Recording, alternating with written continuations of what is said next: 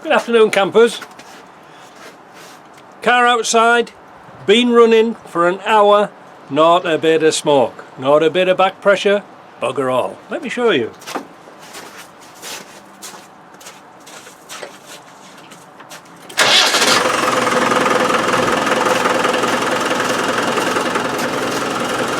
Now before we had fumes coming out of there, we had all sorts of oil, it was spewing out, but look.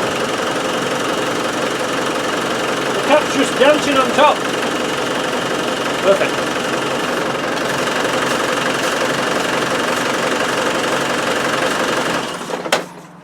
So what I've got at the moment, I've got a plastic plug in the vacuum pump. Just a taper plastic plug, but our hero JP is currently slaving away making me an aluminium or aluminum plug to go into that vac pump for now, because I've been making plans for Nigel and we're going to put an electric pump on this and lose that altogether. I'm sick of them. So I've already ordered a pump, the one for the Volvo or the Hella one, and what else have I ordered?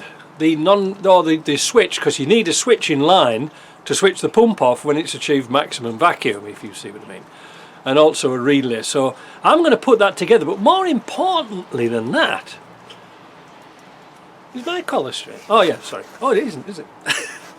It's sort of looking like a scruff. So more importantly than that, I'm going to have some plates cut to go on the side of the engine block. Now I know you can buy them, but they're 20 quid each. So I've got the guys at the machine shop next door to GP who know a man who knows a man with a laser cutter, and he's going to knock us a few out. So that's that part taken care of. Now the next thing, what we're going to do, what I'm going to do, is mount make a mounting bracket complete with valve, relay and pump, so it's going to be a bolt-on in-place unit. None of that bolting under the wings and wires everywhere. I'm going to make it a compact unit, so all you've got to do is just plug it in. It's going to be as simple as that. I've been thinking about it all morning, but I'm sick to death of these pumps. I'm honestly sick to death of them. You know, like I was looking at a brand new pump. The cheapest pump you could get was a Britpart one from LR Direct, and by the time it came here in my little sweaty hand would be 200 Canadian dollars. That's kind of a lot of money. And I think I can do a kit for that, and it would be more reliable and better, and something that's going to be less prone to breaking again. We're sick of them, aren't we? We're all sick of them. So I'm pleased with that. It's all washed off. It's nice and tidy. Yep, it's come up nice. It's been running sweet as a nut. Not a drop of oil out of it. Man, what a problem, eh?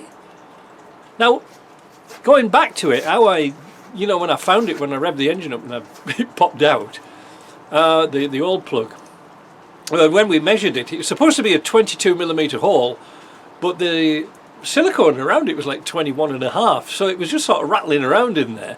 And I think what had happened is when I took that pump off and washed it in my parts washer, my parts washer and silicone don't get on too well. I think we've done a video about this before. And silicone doesn't like petrol or anything like that. So what happens is that I think what's happened is the plug's been pretty tight before, but once it got in the parts washer and the silicone gave up, and I plugged it in, it was drawing air in through those seals, through the silicone. Now, why did it progressively get less smoke, if you say, less back pressure? Well, I think the issue was that the silicone was drying out.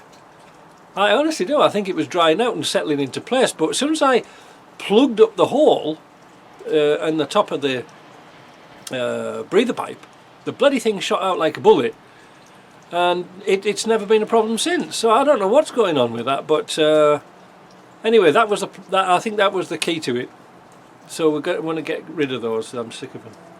I think I mentioned that before. Anyway, I just wanted to give you a quick update. So like I say, you can see the miserable weather we have now. It's plus 10 at the moment.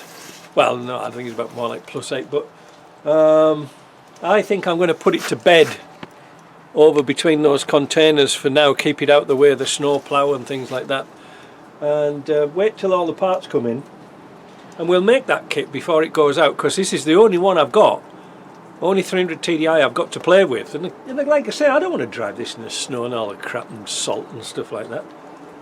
Leave that to American cars to drive in.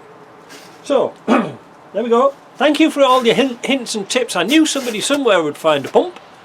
Actually, you can get the Chinese ones, but to be honest, I bought mine in the States because the shipping prices from China are getting absolutely ridiculous now. Only if you buy them in batches of 20. Now, of course, you don't want 20, but maybe I could shift 20 and get a better discount price. Who knows? We'll see.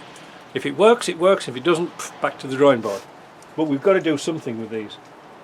But at the moment, I'm a happy man. So I'm going to go now and have a nice refreshing sherry. See you later. Bye.